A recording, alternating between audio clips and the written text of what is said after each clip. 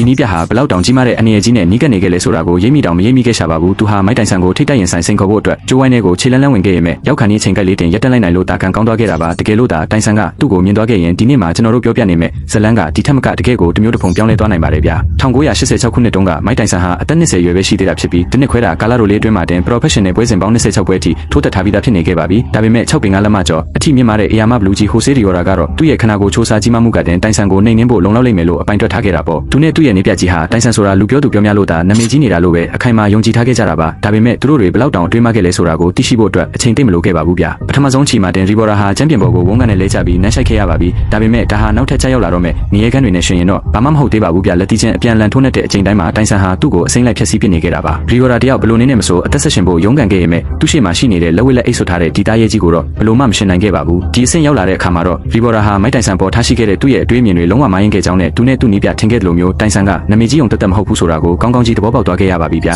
ဟိုဆေးရီယိုရာတယောက်တဆစီအမုံချေကန်နေရတယ်ဆိုပေမဲ့လည်းတိုင်ဆန်လိုအကျန်းစားကြီးနဲ့ပွဲလက်ခံခဲ့တဲ့အတွက်ကြောင့်တင်ပရိသတ်ရဲ့ထင်ကြီးမှုတွေကိုတော့အပြည့်အဝရရှိခဲ့ပါတယ်ဗျာဘာလို့လဲဆိုတော့သူဟာချန်ပီယံဘော်လဲကျသွားတဲ့အချိန်တိုင်းမှာအရှုံးမပေးဘဲထက်ခါပြန်လည်မတည့်ရပြခဲ့လို့ပါပဲပွဲပြီးမှာတော့ရီဘော်ရာကဘဝမှာဘသူကမှငါ့ကိုတိုင်ဆန်လောက်ပြင်းပြင်းထန်ထန်မထိုးဘူးလို့ဝန်ခံခဲ့တယ်လို့တိုင်ဆန်ကလည်းနောက်ပိုင်းအင်တာဗျူးတစ်ခုမှာကျွန်တော်မှရှိသမျှအားအင်တွေအကုန်သုံးပြီးဟိုဆေးကိုထိုးခဲ့တာပါဒါပေမဲ့သူကတော့တကယ်ချန်ပီယံတယောက်လိုပဲကြံ့ကြံ့ခံသွားနိုင်ခဲ့တယ်လို့ချီးကျူးစကားဆိုခဲ့ပါတယ်ဗျာမိုက်တိုင်ဆန်ကိုအခုချိန်ထိအားပေးတဲ့ပရိသတ်တွေရှိသေးရင်မမှပြောသွားကြပါအောင်နော်